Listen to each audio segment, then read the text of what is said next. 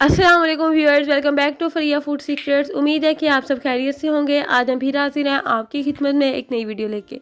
अगर आपने अभी तक हमारे चैनल को सब्सक्राइब नहीं किया तो जल्दी से चैनल को सब्सक्राइब कर दें और हाँ, बेल आइकन के बटन को प्रेस करना मत भूलिएगा ताकि हमारे नए आने वाली वीडियो को सबसे पहले आप देख सकें।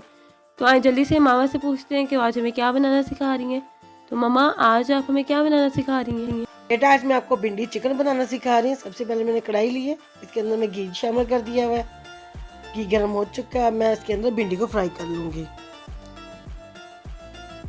क्योंकि नॉर्मल आंच पर इसको फ्राई करना, बहुत तेज़ आंच आपने बिल्कुल नहीं करनी। हल्का सा नमक लगा दिया और इसको भिंडी को मैं फ्राई कर रही हूँ।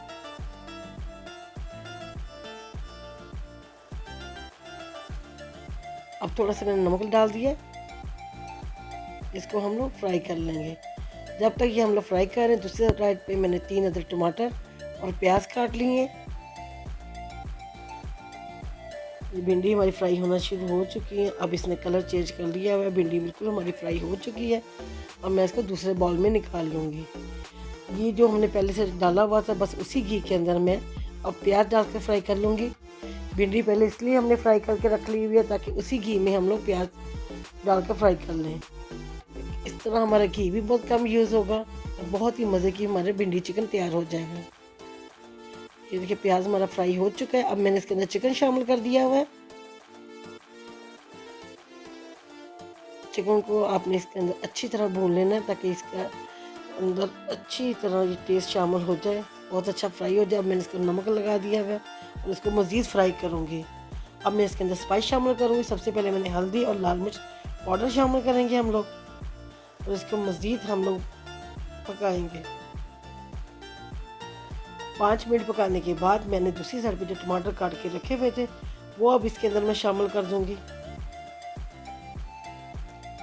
अगर आपको मेरी रेसिपी पसंद आ रही है, इसको लाइक करें, सब्सक्राइब करें, शेयर करें ताकि और लोग भी मेरे पेज का हिस्सा बन सकें। देखिए, अब इसने पानी छोड़ना शुरू कर दिया हुआ है। बहुत ही ज़बरदस्त किस्म की हमारी ग्रेवी तैयार होगी। अब मैंने इसके अंदर अदरक लहसुन की पेस्ट बना कर रखी है, वो इसके अंदर शामिल कर दूंगी और इसको 5 से 10 मिनट के लिए इसको दम पे लगा दूँ ताकि ये अच्छी तरह चिकन हमारा सॉफ्ट हो सके और मसाला तैयार हो जाए। ये देखिए, चिकन हमारा बिल्कुल सॉफ्ट हो चुका है और मसाला बहुत ही मज़े का, ग्रेवी हमारी तैयार हो चुकी है। तो हम इसको भून लेंगे।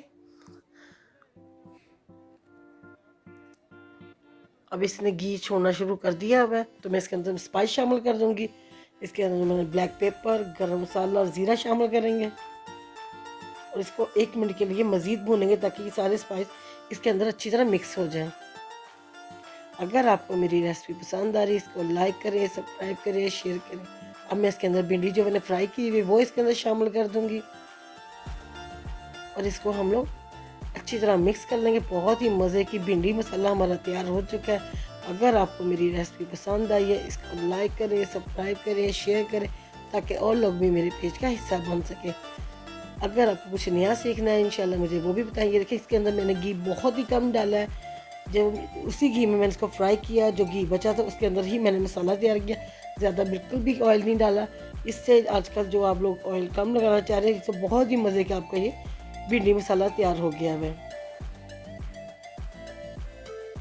अब मैंने इसको बाउल में रख दिया, अब आपको डिश आउट कर दिया है।